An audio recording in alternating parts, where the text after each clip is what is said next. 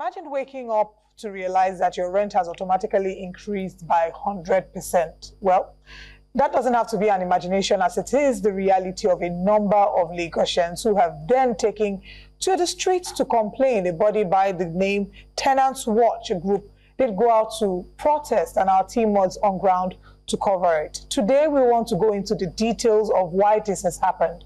Why is there a sudden price hike, rent hike in Lagos State? Are there modes by which the government can step in to ensure that the rights of the tenants, the citizens, are being protected? Are there options for Lagosians, or are we really stranded? This morning, we're joined by the Commissioner of Information. We have the Honorable Commissioner Gbenga Omotosho. Good morning, sir. Thank you very much. Good morning. Thank you for having me, Commissioner. Very great to have you, sir. Very great to have you, sir. I think the first question will, of course, be, why is there such a price hike? We hear that, of course, we know that people are trying to make ends meet. There's been inflation, rising cost of living. What a decent sort of increment would have been appreciated. In some cases, I know someone particularly who's had her rent increase from 6 million to 12 million. So what are the factors that you would say are contributing to this? And is the government aware that this is happening in Lagos? Yeah, thank you so much. The first thing I would like to say about this, shall I call it arbitrary rent hike now, is first we have to realize that it's a question of supply and demand. Anytime that demand outpaces supply, you have this kind of situation. Simple economics. Rent will go up, other things will go up if people are demanding and they are in high number. And number two, we say something in our ESCO that Lagos is a victim of its own success. Thousands of people are moving into Lagos every day, putting pressure on the state in terms of housing, in terms of waste disposal, in terms of so many things. The facilities, not enough, even as the government is trying to do everything to ensure that Lagosians have a very good living. But are we raising up our hands as a government and saying we are going to surrender? No, we are not going to do this. Under the administration of Mr. Babajide Olusola Sanwo-Olu, the governor, we have been able to open about 21 housing estates. This, we're talking about between 3,000 and 4,000, 5,000 units of houses. And if you talk about a family living in one of these units, a father and 3 kids, that means you are talking about thousands and thousands and millions of people. But like I said, this cannot be enough because of the pressure of people coming in from West African countries, people coming in from all the states in Nigeria. Everybody seeing Lagos as their Canaan land, a land flowing with milk and honey, where they have to come and realize their dreams. We are happy to accommodate them. The law does not allow us to mount a toll gate at Baja and saying that people should not come in. People are free to stay in Lagos.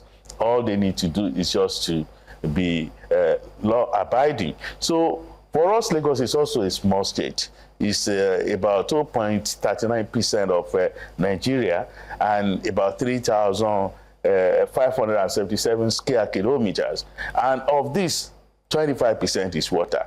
So the land challenge is also there. So what we are trying to do to protect the tenant and even landlords too, because we don't want a situation that people will say we no longer want to invest in that sector because it's so stifled by regulations and people are not able to have returns on their investment. So what we are trying to do is that there is this tenancy law of 2015, section 37 of it is the one that deals with the particular matter that you are talking about. We have sent an amendment to this law to the House of Assembly. I think we did that about 2 weeks ago at ESCO. It was unanimously passed that it should be taken to the House of Assembly to protect the tenant against arbitrary rent increase. But at the same time, we are being careful not to discourage people from investing in that sector. So all in all, we think we also have to think about our humanity, our common humanity. If you build your house several years ago, you don't have to say that today people have to sweat, to groan, to moan, to be able to pay their rent. I think it's not good enough, even though I mean, in a city like Lagos, you cannot run away from social matters. Lagos is a city that is growing in terms of population about 15 times faster than the population of Los Angeles, 15 times faster than the population of New York. Right. So it's about 25 billion people. And it's still counting. So I'm seeing the section 37 that you made reference to of the Lagos State tenancy laws, talking about increase in rent. It says, determining whether an increase in the rent is reasonable, the court shall issue hearing notice as in Form TL12 to the landlord and shall consider the application on the following grounds. 1, the general level of rents in the locality or a similar locality for comparative analysis. 2, evidence of witnesses of the parties. And 3, any special circumstances relating to the premises in question or any other relevant matter. You say 2 weeks ago you took it to the National Assembly. About two, not National Assembly, the State House of Assembly. Thank you for that. The State House of Assembly. So what sort of corrections or modalities are you seeking to ensure that, you know, this section 37 encourages or protects the rights of the tenants in this situation? Of course, I won't lie to you. Let me just be frank that correction that we are trying to make, the amendment, is all because of the people complaining, grumbling, crying, and saying that there is arbitrariness in the increase of rent. So specifically, we are going there to say, well, landlords do not have the right to increase rents anyhow.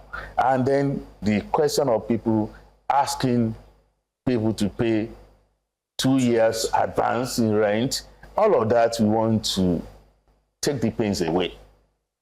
We want to really protect the vulnerable, the weak. But at the same time, we do not want people to say, well, if I go and invest my money in this sector, maybe borrow money from a bank, then I won't be able to pay back because there are constraints that the law has put here so that I won't be able to make my money back. Because the House of Assembly is here to okay it will not be nice for me to divulge details of the law. But honestly, Mr. Sanwo-Olu is a compassionate leader. He's somebody who feels that the Lagosians should not suffer, and that what God has blessed us with in Lagos, all of us should come together and ensure that nobody feels any pain in a manner that people have to go to the street because rents have been increased arbitrarily. So we are doing something about it. And at the end of the day, what I feel we should do is to continue to boost the supply, to continue to work with the private sector. I just told you there's a program, apart from Lagos, where people can go in there, rent to own, have a mortgage scheme that they can be paying yearly. There's also the work we are doing with the private sector. Recently, we signed an agreement with Access Bank to build about 770 units of houses. More of such agreements are coming. We are building more in Egon. Okay. We are building more in Sangotedo, and Badagry is ready. And, you know, there are so many others that are ready that Mr. Governor will open recently. But like I told you, it's a question of demand and supply. And demand will continue to be very tight, to be very big, because Lagos is a city that welcomes everybody. People are coming in from West Africa countries. People are coming in from states of Nigeria. Even foreigners are coming in also to put pressure on the housing stock. We need about 3 million houses to be able to boost the housing stock that we have to be able to fill the gap. Now, another conversation with relevant stakeholders, you on the part of the government, the landlords, the agents, the tenants, and then we can review it holistically. We want to say thank you so much for your time with us today. Thank you for having me.